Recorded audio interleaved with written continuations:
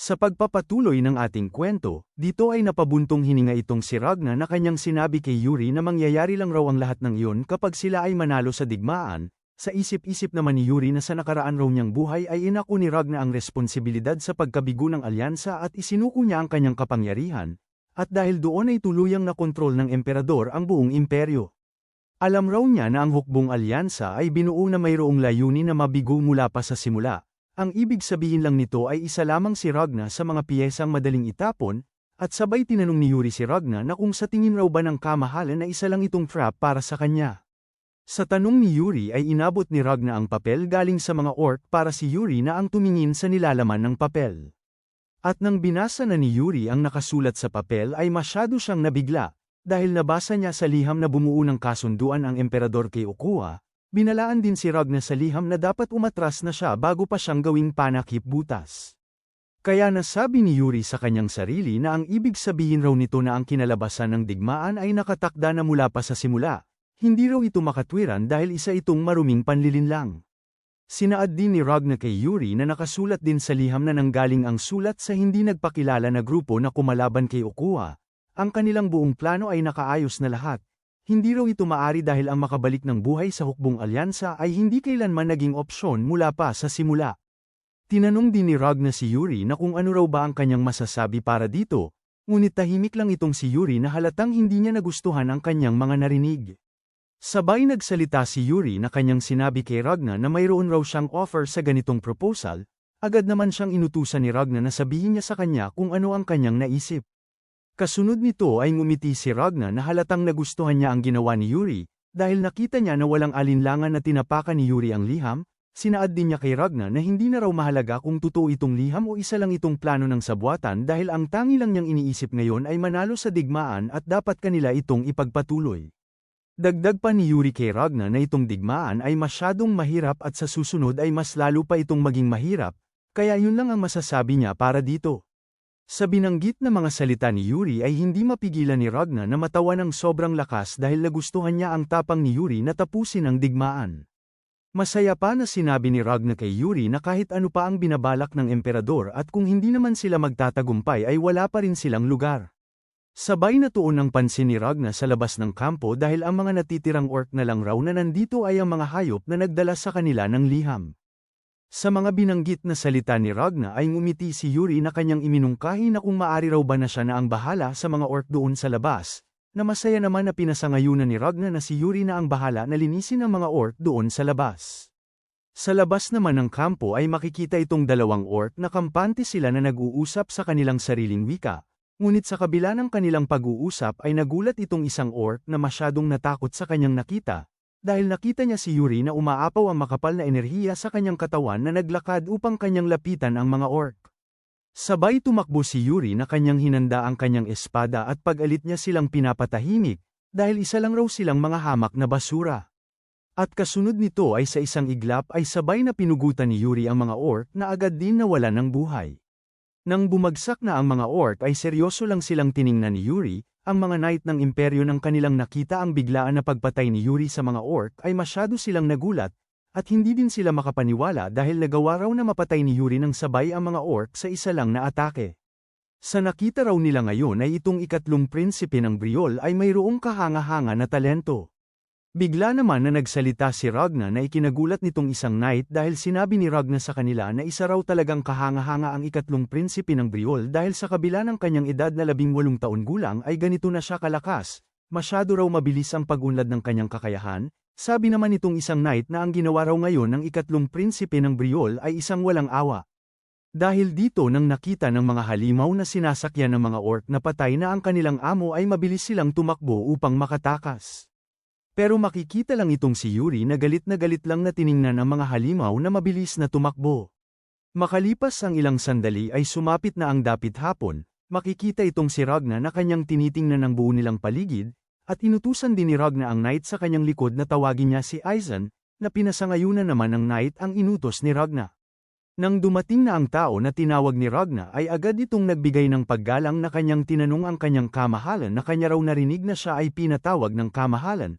Ang tao pala na ito ay si Aizen, isang Imperial Advisor Mage ng Grand Xian Empire. Dito ay tinanong siya ni Ragna na ipaliwanag raw niya ang kanyang mga nalalaman patungkol sa black magic. Paliwanag naman ni Aizen na ang black magic ay isang nawawala at halos nakalimutan na sining sa kanilang panahon ngayon. Halos wala na ang nagsasanay nito at madali lang din itong mapawalang bisa gamit ang dispel. Tanong naman sa kanya ni Ragna na kung ano raw ba ang mga nakakatakot na black magic na kanyang nalalaman. At naging seryoso si Ragna nang sinabi sa kanya ni Aizen na mayroon raw usap-usapan na kaya nitong buhayin ang patay.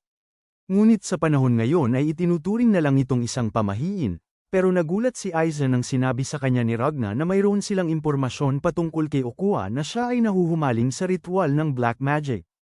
Dagdag pa ni Ragna na sinabi din nila na pinapalakas niya ang mga orc sa pamamagitan ng mga alay na tao, at matapos din niya na maranasan na labanan ang mga orc ay dapat na nilang ipagpapalagay na lalo pang lalakas ang mga orc.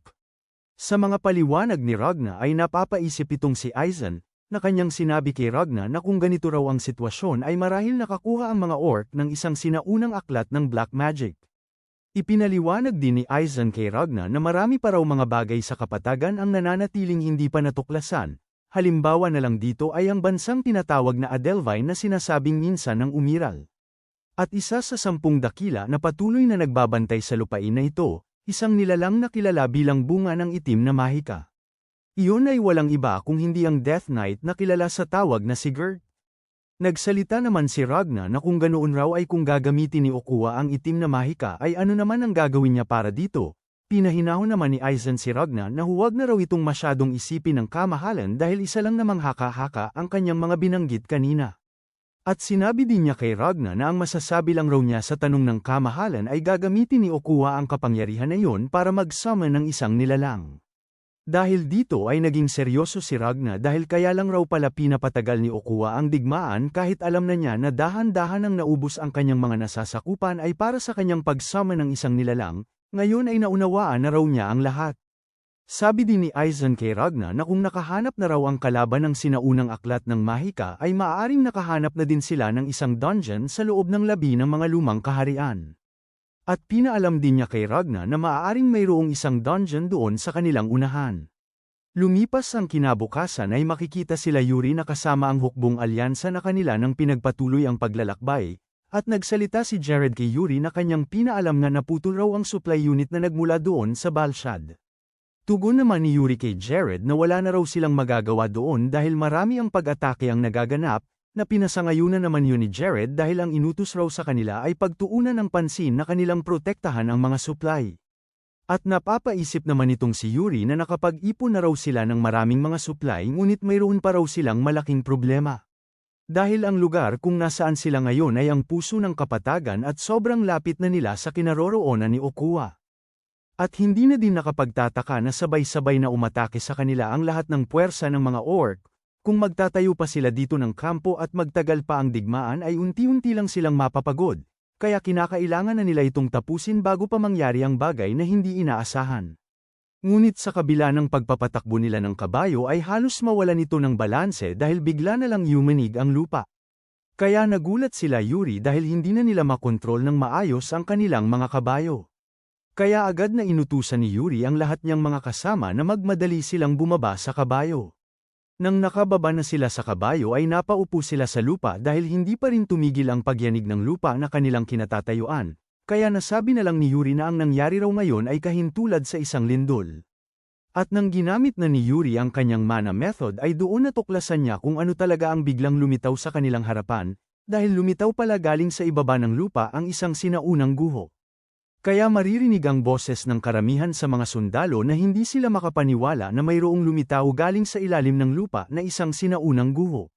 Nang tumigil na ang pagyanig ng lupa ay makikita ang sinaunang guho na nakaharang na sa kanilang daanan. Makalipas ang ilang sandali ay ipinadala ni Ragna ang mga Imperial Mage para kanilang lagyan ng barrier ang labas ng sinaunang guho upang hindi ito maramdaman ng mga orc na nasa paligid. At natuon ang pansin ni Ragna sa kanyang likod dahil tinawag ang kanyang pansin ni Yuri, kaya nagsaad si Ragna kay Yuri na dumating na pala raw ito. Sabi naman ni Yuri na ang nasa kanilang harapan raw ngayon ay isang sinaunang guho. Wala raw silang nakita dito na koneksyon sa mga orc, sa tingin niya ay isa lang itong ordinaryong guho. Pero nakaramdam lang ng inis itong si Ragna dahil hindi raw niya makita ng maayos kung ano ang nasa loob ng guho. Mungkahi naman ni Yuri kay Ragna na kung gusto raw ba ng kamahalan na siya na mismo ang papasok sa loob upang tingnan kung ano ang nasa loob. Dagdag pa ni Yuri kay Ragna na dahil bigla raw itong lumitaw sa kanilang harapan ay malaki ang posibilidad na mayroong mahalagang bagay ang nasa loob.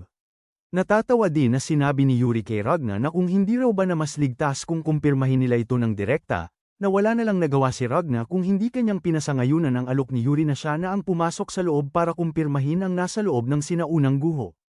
Ngunit halos naging bato si Yuri dahil sinaad ni Ragna sa kanya na dapat isama raw ni Yuri ang iilang mga Imperial Knight kung siya ay pumasok doon sa loob.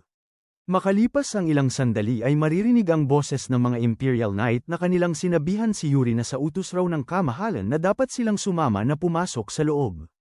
Ipinakilala din ng isang Imperial Knight ang kanyang sarili na siya raw ay si Rod-Ain, at masaya din siya na makatrabaho ang ikatlong prinsipe ng Briol. Matapos magpakilala si Rod-Ain sa ating bida ay ibinulong ni Jared kay Yuri na kung kinakailangan pa raw ba na samahan nila ang ganitong tao.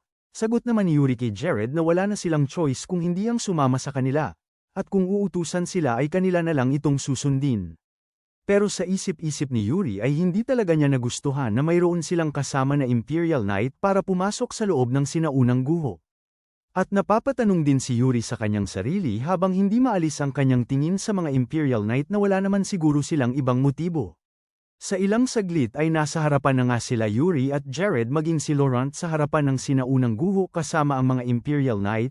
Habang sinuri ni Yuri ang pinto ay nasabi niya na sa nakita raw niya sa pintuan nitong sinaunang guho ay mukhang hindi sila pinapayagan nito na makakuha ng anumang credit sa loob.